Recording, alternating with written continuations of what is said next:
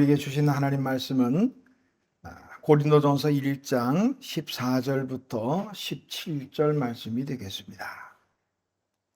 신약성경 제가 가진 책으로 263페이지입니다. 고린도전서 1장 14절부터 17절 말씀이 되겠습니다. 찾으신 줄 알고 오늘 우리에게 주시는 하나님의 기록된 계시의 말씀을 제가 봉독하겠습니다. 하나님의 말씀을 경청하시기 바랍니다. 나는 그리스도와 가이오 외에는 너희 중 아무에게도 내가 세례를 베풀지 아니한 것을 감사하노니 이는 아무도 나의 이름으로 세례를 받았다 말하지 못하게 하려 함이라. 내가 또한 스데바나 집 사람에게 세례를 베풀었고 그 외에는 다른 누구에게 세례를 베풀었는지 알지 못하노라. 그리스도께서 나를 보내심은 세례를 베풀게 하려 하심이 아니요 오직 복음을 전하게 하려 하심이로되 말의 지혜로 하지 아니함은 그리스도의 십자가가 헛되지 않게 하려 함이라. 아멘. 자리에 앉으시기 바랍니다. 기도하겠습니다. 하나님 아버지 은혜를 감사합니다. 사순절 첫 번째 주일 하나님 주님의 십자가와 또 주님의 고난을 생각하며 사순절의 길을 시작했습니다. 하나님 이번 기간을 통해서 더 주님의 십자가를 깊이 묵상하는 기간이 될 수 있도록 은혜를 베풀어 주옵소서. 오늘 본문을 통해서 주시는 말씀 속에 하나님 은혜 주시고 깨닫게 하시고 깨닫는 대로 이 말씀대로 살아갈 수 있도록 은혜를 베풀어 주시옵소서. 예수님의 이름으로 기도하옵나이다. 아멘. 자, 우리 앞에 계신 분들 인사할까요? 사랑합니다. 축복합니다. 지난 수요일 시작으로 2026년도 사순절기가 시작이 됐습니다.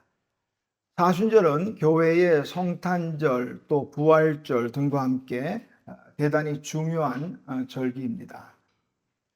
사순절 기간이 기원전이 아니라 주후 1세기에는 사순절 기간을 대략 40시간으로 지켰어요.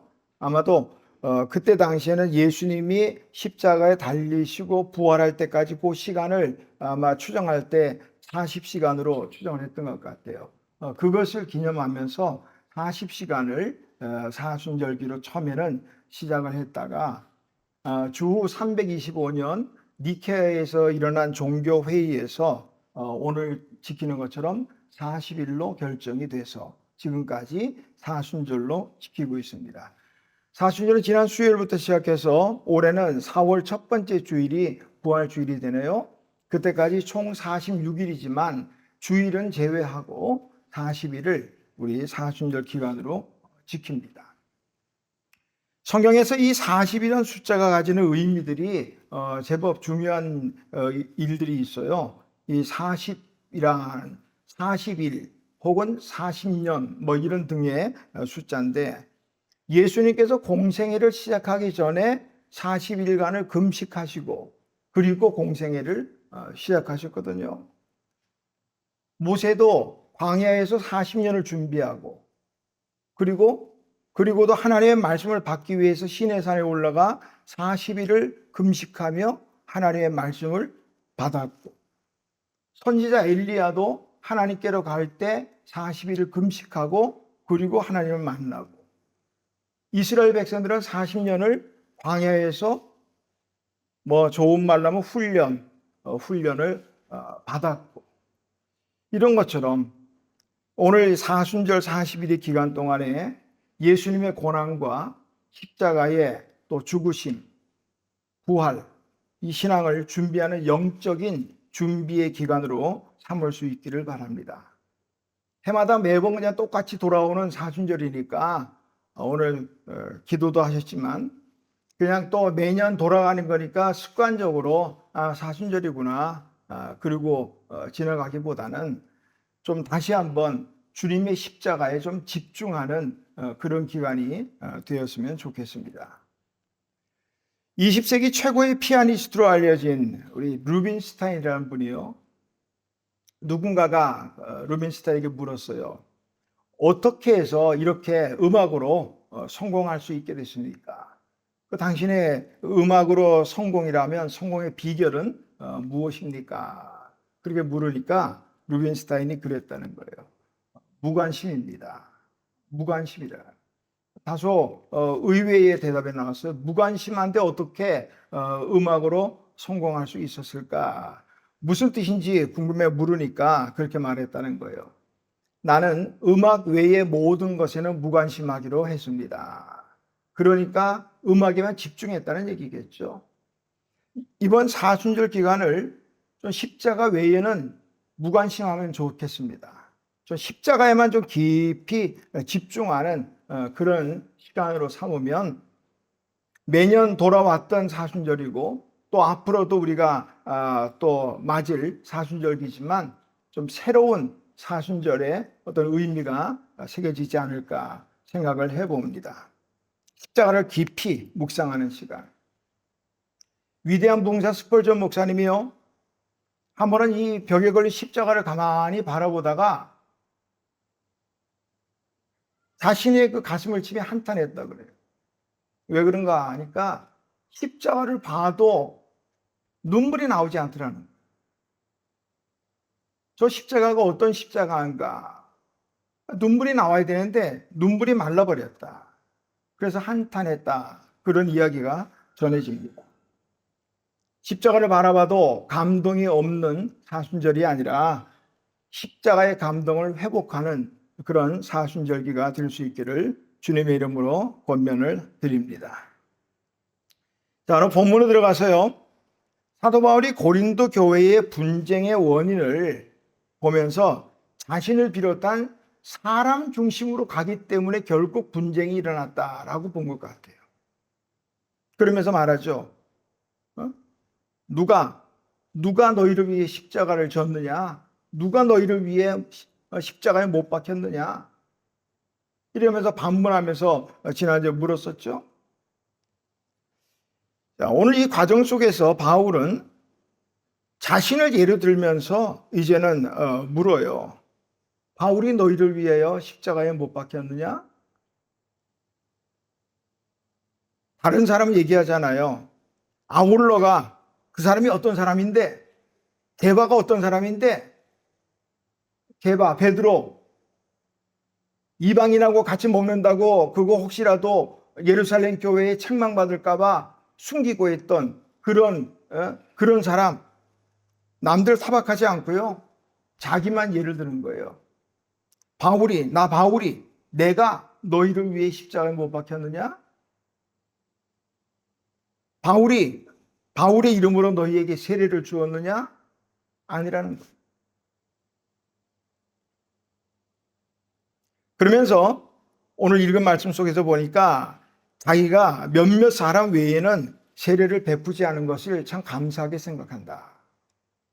오늘 14절에 보니까 그리스보와 가이오, 그리고 몇 사람, 또 16절에 보니까 스데바나의 집 가족들, 그 외에는 자기가 세례를 주지 않은 것을 감사하게 생각한다. 만약에 세례받은 사람의 숫자를 가지고 이 파당을 지은다면 아마 바울을 따르는 사람이 제일 많겠죠. 바울이 고린도 교회를 설립하고 그리고 1년 반 동안을 지나면서 얼마나 많은 사람들을 접촉했겠어요. 그러니 세례 교인으로 따져서 세례 교인이 다 네 사람이다. 교회도 보면 그런 경우가 있어요. 내가 세례를 주었으니 네 사람, 혹은 내가 있을 때 또 뭐 임직했으니 네 사람, 이런 착각하는 수가 있어요. 아니거든요.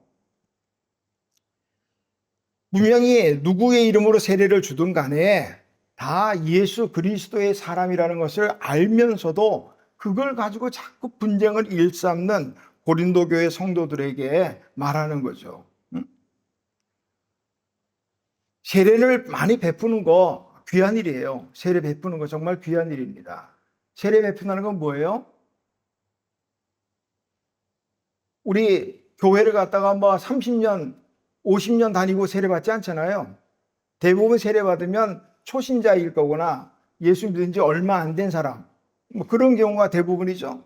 그렇다면 세례를 받는다는 것은 새로운 성도가 많이 늘어난다는 거니까 이거 굉장히 귀한 일이라 그렇게 할 수가 있어요. 그런데 그 세례 받은 사람들을 내 편으로 만들려고 하는 이런 고린도 교회처럼 그런 문제가 있다면 그것은 오히려 유익하지 못하다 하는 것을 말하죠. 오늘 16절에 보니까 바울이 그렇게 말해요. 내가 스데바나의 집 사람 거기에 세례를 베풀었는데 그 외에는 다른 사람 누구에게 세례를 베풀었는지 내가 알지 못한다. 알지 못하노라 하는 요 부분, 바울이 머리가 나빠서 기억을 못하는 것, 그걸 말하는 건 아니겠죠. 알지 못한다. 두 가지로 해석할 수 있겠는데요. 하나는 이들 외에는 내가 세례를 베풀지 않았다 하는 의미가 될 수 있고요. 두 번째는 세례를 베푼 사람이 이들 외에 더 많아도 나는 기억하지 않겠다. 이런 의미가 될 수도 있겠어요. 뭐 어느 쪽을 우리가 봐도 괜찮겠지만 두 번째 의미가 더 은혜가 되지 않을까 싶어요. 많은 사람을 세례를 줬어도 그것은 자기의 자랑이 될 수가 없지요. 제가 세례하니까 예전 생각이 나네요. 제가 부대교회를 섬길 때 그때 신교대는 세례를 많이 하거든요. 글쎄 모르게 지금 생각해 보면 그 친구들이 정말로 믿음이 좋아서 세례를 받는 건지, 안 그러면 요즘 세례가 귀하니까 잔뜩 선물들을 주고 하니까 그것 때문에 하는지 잘 모르겠어요. 어쨌든 어떻게 하더라도 세례 교인이 됐다는 것은 중요한 일이거든요. 그 세례를 하는데 가끔 그런 친구들이 있어요. 세례 받고서도 그 간식 좀 받겠다고 오는 친구들도 있어요. 한 번은 이제 제가 세례를 하는데 누군가에다가 얼굴을 이렇게 세례 받겠다고 앉았는데 얼굴을 탁 보는데 낯이 익어요. 내가 아는 사람이던가 봤더니 양동근이 앉아있던, 삼사단에 양동근이라는 배우가 앉아있는 거예요. 그러면서 저를 쳐다보면서 그러더라고요. 목사님, 저는 세례를 받았는데요, 다시 한번 기도받고 싶어서 왔습니다. 그때 나이가 29인가 돼서 아주 늦게 왔거든요. 그래서 세례 대신에 기도해줬던 그런 기억이 있습니다. 세례를 베풀면서 내가 베풀었으니까 내 편, 내 사람, 이렇게 생각한다면 그건 착각이죠. 우리 그렇게 해서는 안 되겠어요.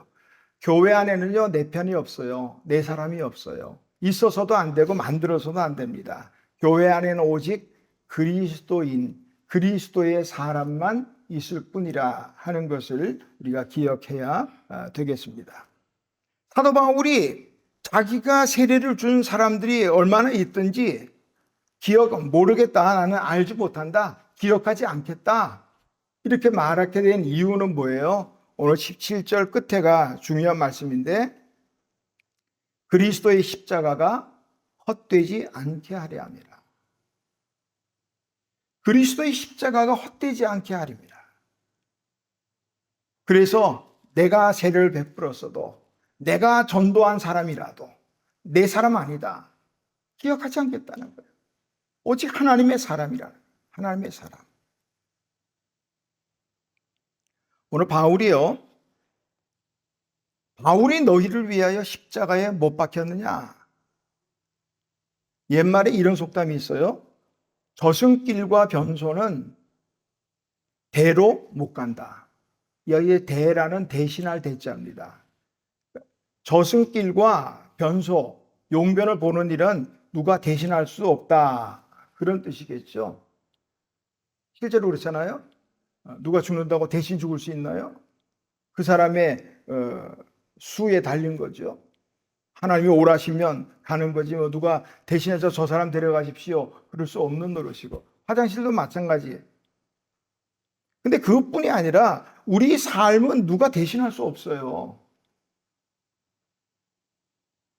가끔 자녀들이 아프고 그러면 부모의 마음은요, 정말 아프죠. 차라리 내가 대신 아팠으면, 할 수 있으면 그럴 거예요. 부모는 그래요. 할 수 있으면 그럴 거예요. 그런데 대신할 수 없단 말이에요. 자식이 아무리 아픈 걸 보고 있어도 대신할 수 있는 방법이 없어요. 아픈 것만 그런가요? 배가 고프다. 대신 먹어주면 내 배가 부를까요? 안 되잖아요. 기쁨도 마찬가지, 슬픔도 마찬가지, 행복도 마찬가지. 대신할 수가 없어요. 사람이 절대로 대신할 수 없는 것 중에 하나가 바로 죽음이죠. 아무리 가까운 사이라 해도 대신 그의 죽음을 피하게 할 방법이 없습니다. 그런데 이를 대신한 분이 있단 말이에요. 예수님이죠. 예수님. 마태복음 20장 28절에서 주님 말씀합니다. 인자가 온 것은 성령을 받으려 함이 아니요 도리어 섬기려 하고 자기 목숨을 많은 사람의 대속물로 대신했단 말이에요. 대속물로 주려 함이라. 우리가 아는 것처럼 구약 시대에는 소나 양이나 염소, 비둘기 이런 것들을 피를 흘려서 나 대신에 죄를 속하고 그리고 사는 거예요. 그래서 번번이 하나님 앞에 나갈 때마다 그렇게 대신할 제물들을 잡아야 했어요. 그래서 저는 이 예배를 생각하면 오늘날 우리가 예배하는 거 참 감사하다. 만약에 구약 시대에 그렇게 소를 잡고 양을 잡고 막 짐승들의 피를 흘려야 되는 그 현장에 제사자로 있었다면 그 피비린내나는 현장 거기에다가 날 대신해서 아무 죄 없는 저 짐승들이 눈을 멀뚱멀뚱 흘리며 죽어가는 그 모습 지켜보는 마음은 정말 불편할 것 같아요. 근데 구약 시대는 다 그렇게 했거든요. 그런데 예수님께서 이제 십자가에 죽으심으로 단번에 모든 죄물을 대신하셨거든요. 죽음을 대신하셨단 말이에요. 그게 바로 십자가 사건이죠. 물론 십자가에 예수님만 달리신 건 아니죠. 예수님이 십자가 달릴 때 양편에 두 강도도 같이 십자가에 달렸잖아요. 같이 죽었다고. 우리 쿠어바디스라는 영화를 보니까 베드로가 로마에서 도망치고 핍박을 피해 도망치다가 다시 로마 들어가서 거꾸로 십자가에 못 박혔다. 그런 전설도 내려오지요. 그런가 하면 사도 안드레는 X자형 십자가에 매달려 순교했다. 그런 내용도 있고요. 로마의 기록에 보면 수많은 그때 십자가의 사형은 예수님만 당한 게 아니고 수많은 사람들이 십자가에서 죽었어요. 그런데 십자가에 달린 사람이 십자가에 죽은 사람이 그렇게 많아도 그 어느 누구도 그의 죽음이 우리의 구원을 대신할 수 없었다는 거예요. 오직 한 분, 예수님 외에는 없다는 말이에요. 바울은 예수님의 제자로서 물론 십자가에 죽지는 않았죠. 로마에 가보니까 참수를 당해서 목 베임을 당해서 죽었다 그러죠. 로마에 가보니까 이 세분수 교회라 바울의 참수 기념 예배당이 있더라고요. 세분수 교회라. 그래서 목을 탁 쳤더니 머리가 이게 톡톡 튀면서 굴렀다는 거예요. 그래서 3번을 튀기고 멈췄는데 이 굴렀던 자리마다 분수가 터져 나와서 세분수 교회라 이렇게 이름을 줬다고 합니다. 바울은 비록 십자가에 죽지는 않았지만 그렇게 복음을 위해서 예수님 위해서 죽어갔단 말이에요. 그럼에도 불구하고 바울의 피가 우리를 구원하지는 못한다는 사실. 우리를 구원할 수 있는 피는 예수님의 피, 그 피밖에 없다는 거예요. 그래서 바울이 말하는 거죠. 바울이 널 위해서 십자가에 못 박혔느냐? 아니다. 그러므로 바울파 그러지 말라는 거예요. 오직 예수, 오직 예수. 오늘 그리스도의 피가 헛되지 않으려면, 그리스도의 십자가가 헛되지 않으려면 오늘 바울처럼 나는 내가 아는 사람 다 알지 않기로 했습니다 하는 철저한 자기 부인이 있어야 되겠다 하는 말이고요. 고린도 교회의 분쟁의 이유를 생각해 봅니다. 17절의 말씀인데요. 자, 17절을 우리 같이 한 목소리 한번 읽어볼까요? 17절 시작. 그리스도께서 나를 보내심은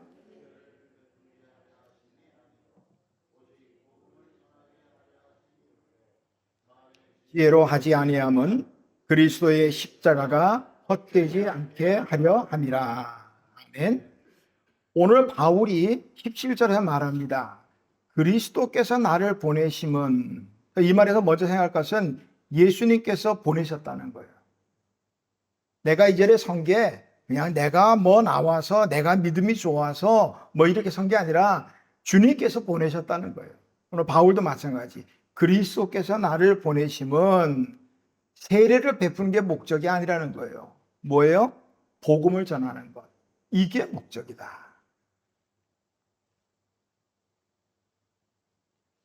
한마디로 말하면 보내심을 받은 자가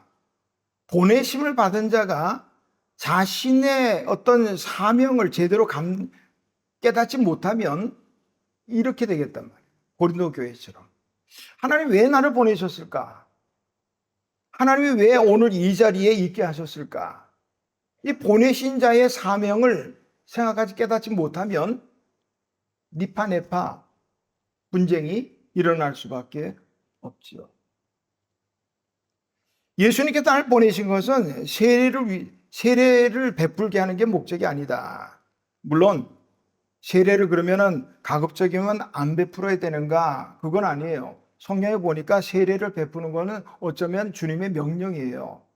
마태복음 28장 20절, 19절, 20절에 보니까 말씀하시잖아요. 너희는 가서 모든 민족을 제자로 삼아 아버지와 아들과 성령의 이름으로 세례를 주고, 세례를 주라고 그랬어요. 명령이거든요. 마가복음 16장 또 15절 16절에도 같이 말합니다. 너희는 온 천하에 다니며 만민에게 복음을 전파하라. 그리고 이어서 하신 말씀이 믿고 세례를 받는 사람은 구원을 얻을 것이요. 그 세례 받아야 돼요. 세례를 베풀어야 합니다. 그러나 세례 베푸는 것이 중요하지만 그것이 목적이 아니라는 거예요. 자신을 보내신 것, 목적은 오직 복음을 전하려고 하는 것이라. 자신을 그것 때문에 이곳 고린도 교회에 주님께서 나를 보내셨다라고 말하고 있어요. 사명을 잘 우리 생각해야겠어요. 나를 주님께서 보내신 목적이 뭐냐? 물론 바울도 이 사명을 제대로 이해하고 깨닫기에는 시간이 많이 걸렸죠. 우리가 아는 것처럼 사도 바울이 처음에는 얼마나 잘못된 것으로 열심이었습니까?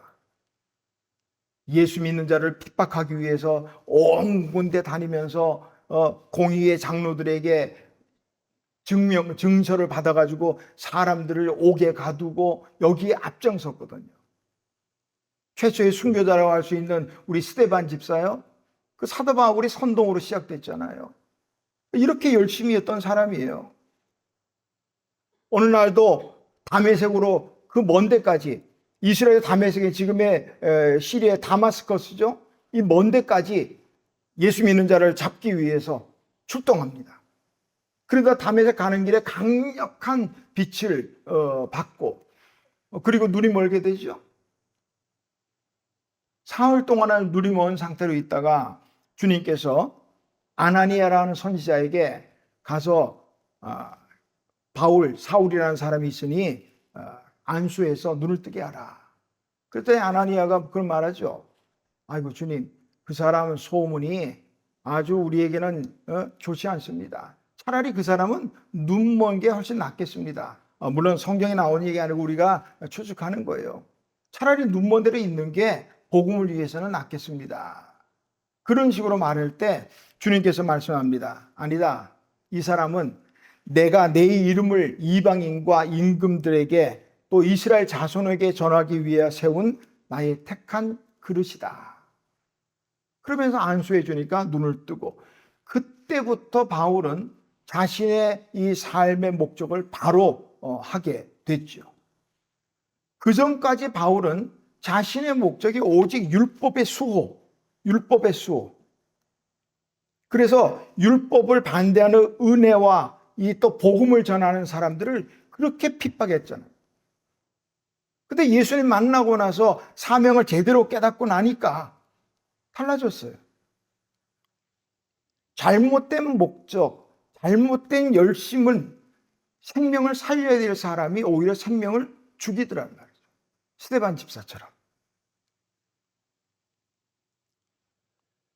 우리가 잘 아는 것처럼 똑같은 칼이라도 이게 누구 손에 들리느냐 따라 생명을 살릴 수도 있고 죽일 수도 있다.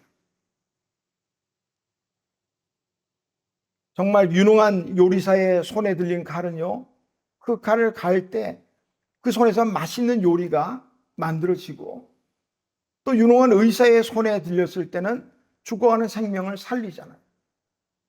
그러나 이 칼이 강도의 손에 들려 갈아질 때는 반드시 누군가의 생명을 해치게 되어 있단 말이에요.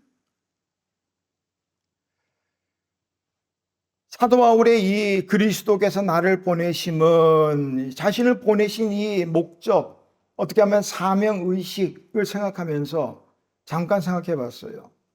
오늘 교회의 존재 목적은 무엇일까? 한번 좀 고민 좀 하시면 좋겠어요. 이번 사순일 기간을 지나면서 교회의 존재 목적이 무엇일까? 교회가 존재하는 것 자체가 목적이 돼서는 안 돼요. 교회가 뭐 숫자가 더 불어나고 그거 자체가 목적이 돼서는 안 되죠. 어느 기관에서 1,000명을 대상으로 물었다는 거예요. 교회의 존재 목적이 무엇이라고 생각합니까? 라고 물었어요. 89%가요. 나와 내 가정의 필요를 돌보아주는 것. 목양이죠. 어떻게 보면. 중요한 일입니다. 그러나 자신과 가정을 돌보아주는 것, 그게 교회의 존재 목적일까요? 다행인지 안타까운지 모르겠지만 11%는 그렇게 말했다는 거예요. 잃어버린 양, 잃어버린 영혼들 구원하는 것, 그것이 교회의 존재 목적이다. 그렇게 대답했다는 거예요. 오늘 바울은 자기가 보냄받은 것은 세례 많이 베풀어서 내 사람 만드는 그게 아니라 오직 복음을 전하는 것, 그것이 바로 나를 보내신 목적이다 하는 것을 말씀하고 있습니다. 오늘도 우리 신앙의 어떤 목적을 좀 다시 한번 점검해야 되겠어요. 나의 가장 귀한 목적은 뭘까? 나만 구원받고 천국 가고, 뭐 조금 더 하면 내 가족 구원받고 천국 가고, 여기에서 멈추면 안 되겠어요.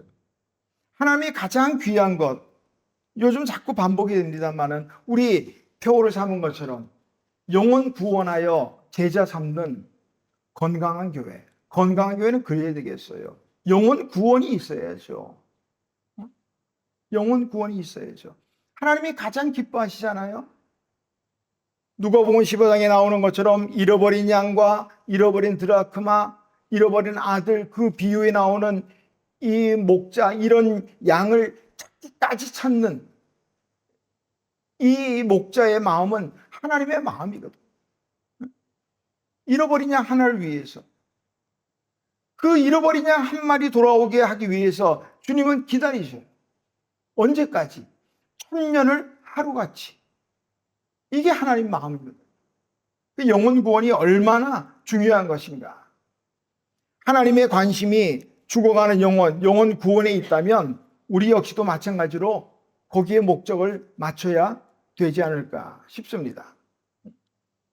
하나님의 이 귀한 목적을 우리 이루어가기까지 세상에 눈 돌리지 말고, 또 이번 사순절 기간만큼은 좀 영혼 한번 좀 돌아보면서, 영혼, 내가 구원에 또 힘써야 될 영혼이 누가 있는가 한 번쯤 생각하고 거기에 집중하면 좋겠다 생각을 해봅니다.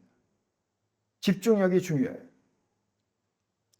유치원 아이가 예전에 TV에 한번 방영이 됐었는데, 유치원 아이의 일과를 이제 쭉 추적을 하는 거예요.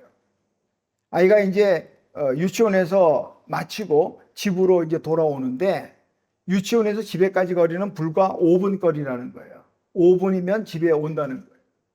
그래서 이제 말없이 카메라맨이 그 아이 뒤만 따라다니는 거예요. 금방 가면 5분이면 가는데 이 아이가 유치원에서 나와가지고는 길거리에서 여기 저기 구경합니다.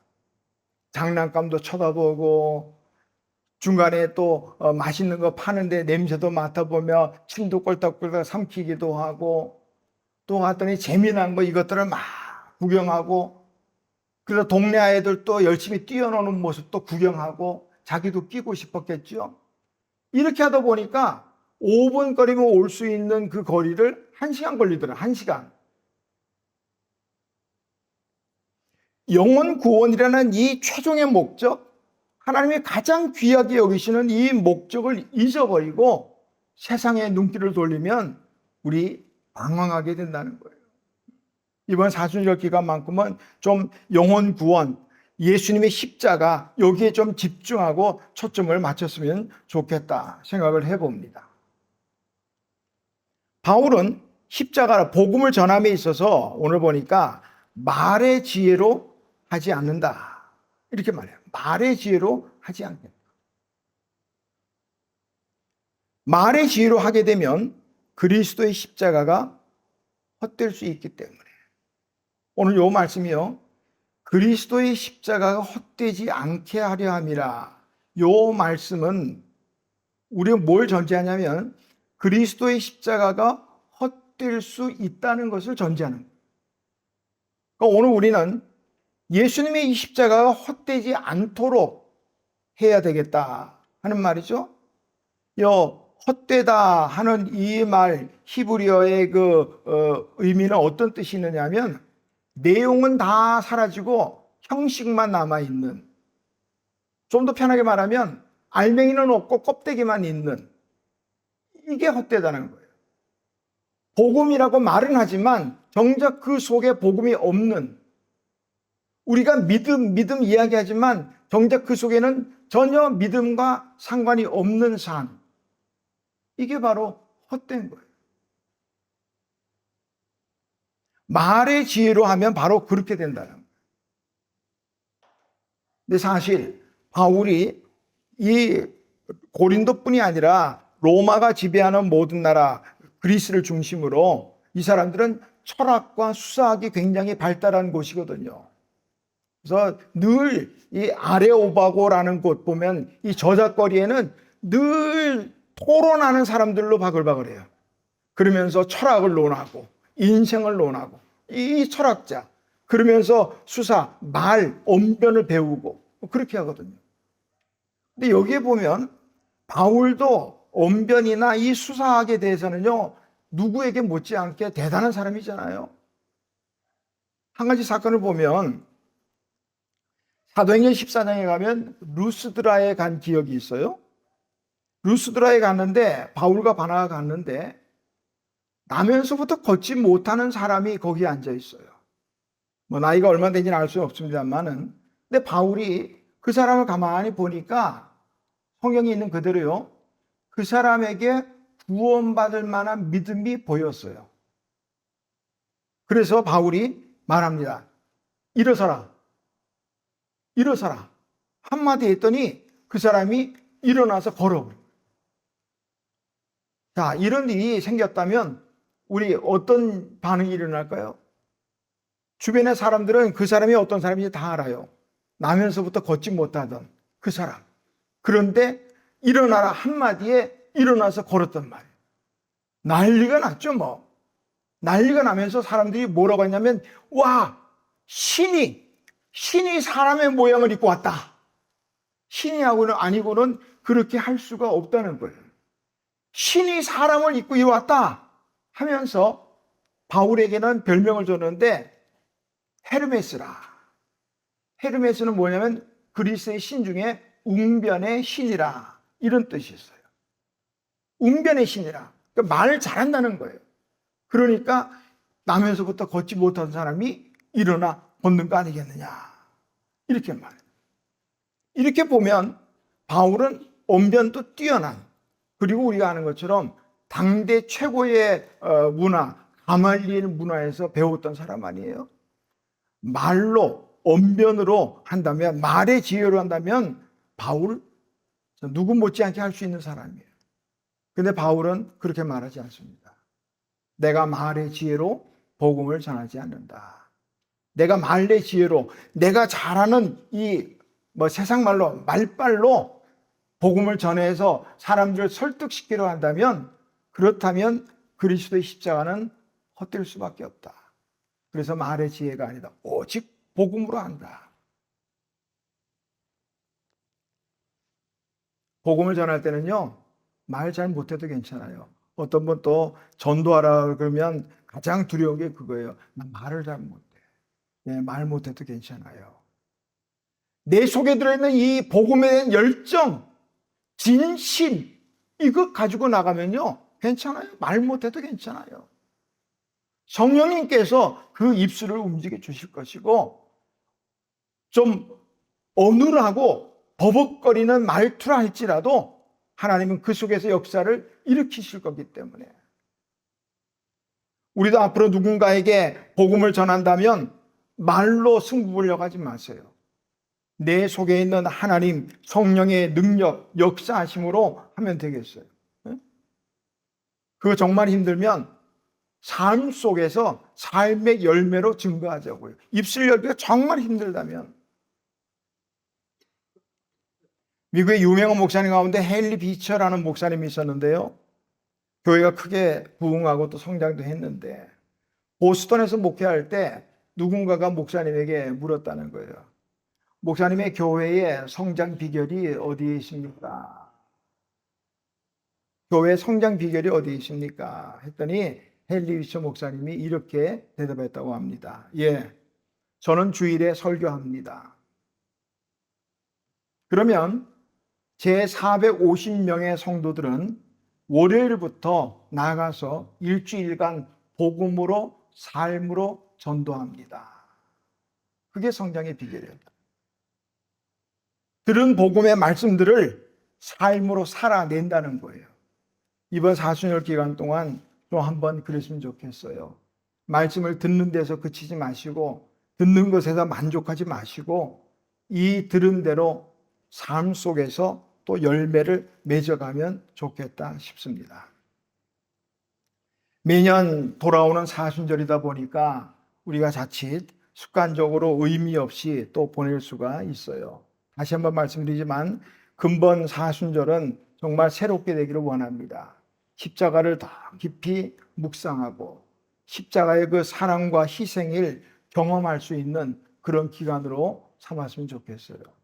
근데 이게 머리로만 그러면 안 돼요. 구체적으로 나의 어떤 계획들이 필요하겠어요.